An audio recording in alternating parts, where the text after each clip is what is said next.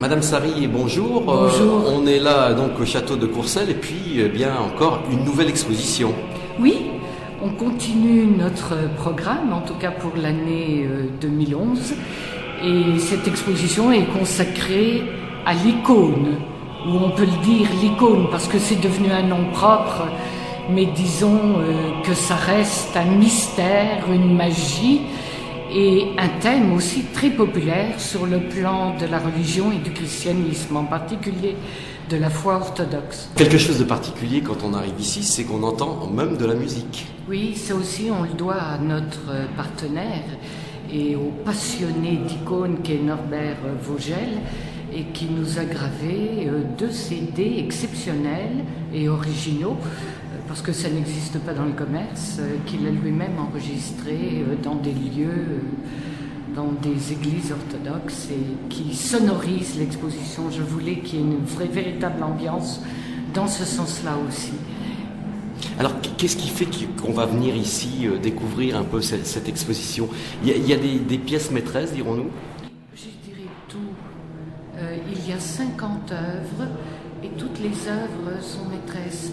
Même si on a le sentiment de connaître l'icône ou alors de la voir sous un côté codé et un peu figé, mais pas du tout.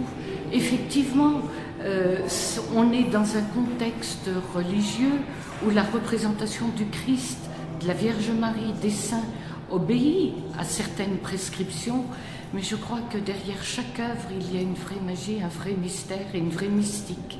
Alors il y a un cheminement dans cette exposition?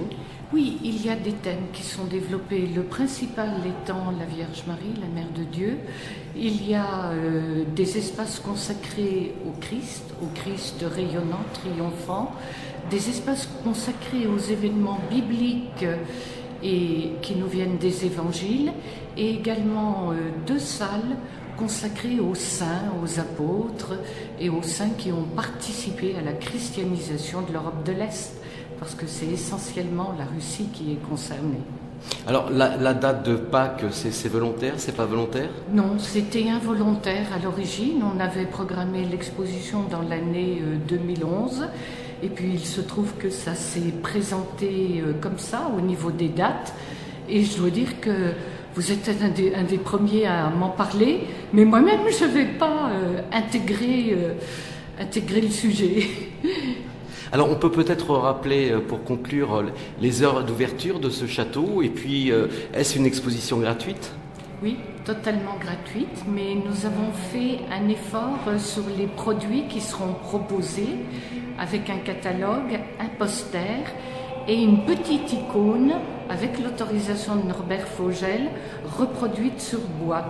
Et donc les horaires, c'est vendredi, samedi, dimanche, 14h, 18h.